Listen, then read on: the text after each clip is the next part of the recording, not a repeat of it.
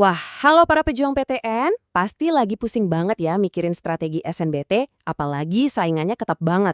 Tenang-tenang, di sini kita bakal bongkar satu rahasia yang bisa jadi senjata andalan kalian buat selangkah lebih maju dari yang lain. Kalau ngelihat saingan yang bejibun kayak gini, wajar banget kalau kita jadi cemas, ciri takut nggak lolos.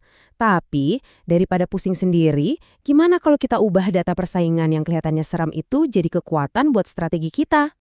Soalnya gini, di antara ribuan orang itu, yang menang ya yang paling siap. Dan kesiapan itu dimulainya dari data dan strategi yang cerdas. Oke, yuk kita bedah bareng-bareng cara biar kamu bisa selangkah lebih di depan. Kalian pasti sering dengar kan kata keketatan? Kedengarannya serem banget, kayak monster gitu. Tapi tenang dulu, angka keketatan ini bukan buat nakut-nakutin kok. Justru sebaliknya, ini tuh kayak peta harta karun buat kalian.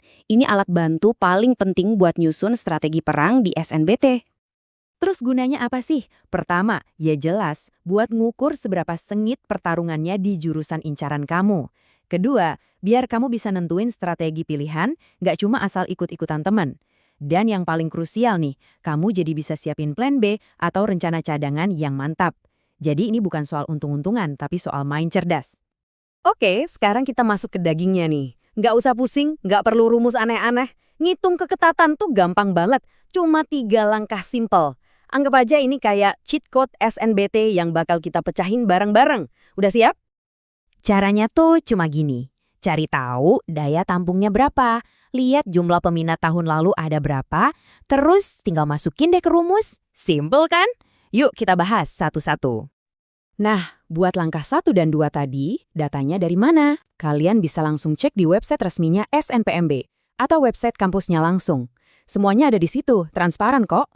Oh iya, ada tips penting nih. Gimana kalau jurusan yang kamu mau itu jurusan baru? Kan belum ada data peminatnya tuh. Gampang, jangan panik. Kamu bisa intip data dari jurusan yang mirip-mirip di PTN lain buat jadi patokan awal. Nah, ini dia nih formula saktinya. Keketatan itu sama dengan daya tampung dibagi jumlah pendaftar, terus dikali 100%.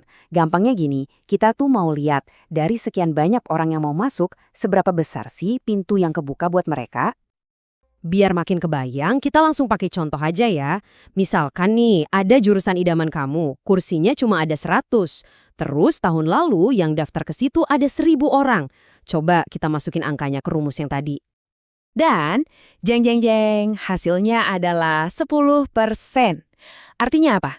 Artinya, buat dapetin satu kursi, kamu harus bersaing sama 10 orang. Peluangnya 1 banding 10. Angka ini tuh penting banget. Tapi, 10% itu bagus apa jelek ya buat strategi kita?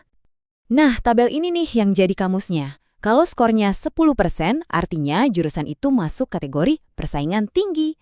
Jadi kalau kamu nekat mau masuk sini, ya persiapannya harus berkali-kali lipat lebih serius dari yang lain. Nggak bisa main-main. Ini, catat baik-baiknya, ini aturan emasnya. Makin kecil angkanya, makin berdarah-darah persaingannya. Gitu aja. Jadi kalau kamu ngitung dapatnya 1%, wah, itu artinya saingannya super ketat. Tapi kalau dapat 40%, nah itu lebih adem. Simple, tapi nampol banget kan? Oke, ini ada pro tip lagi nih. Jangan cuma ngitung buat satu jurusan doang. Coba deh iseng-iseng hitung beberapa jurusan lain yang kamu suka, bandingin juga antar kampus. Nanti kamu bakal dapat peta persaingan yang utuh, jadi kamu bisa nyusun prioritas dengan lebih cerdas. Oke, sekarang kita udah jago nih ngitung keketatan. Kita udah pegang data. Tapi, eits, tunggu dulu. Ada satu hal yang jauh lebih penting daripada sekedar angka. Karena strategi terbaik itu bukan cuma soal hitung-hitungan. Dan ini tolong banget diingat ya, jangan sampai gara-gara ngejar angka keketatan yang rendah, kamu malah milih jurusan yang sebenarnya nggak kamu suka sama sekali.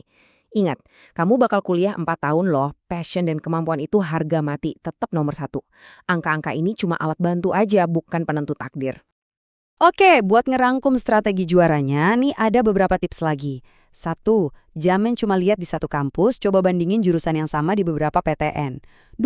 Lihat trennya tiap tahun, karena bisa aja jurusan yang tadinya sepi, tahun ini tiba-tiba rame. Dan yang ketiga, ini yang paling pamungkas, semua data ini bakal percuma kalau kamu nggak belajar.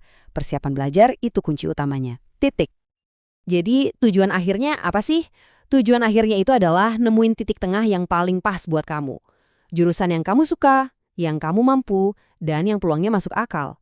Ini tentang kamu, bukan tentang apa kata teman atau apa yang lagi ngetren. Ini masa depan kamu, jadi pilihannya harus dari hati kamu. Nah, sekarang bolanya ada di tangan kamu. Ilmunya udah dapet, caranya udah tahu, tinggal kamu pakai semua ini buat ngeracik strategi terbaik versi kamu sendiri. Selamat berjuang ya, semoga sukses nembus kampus impian.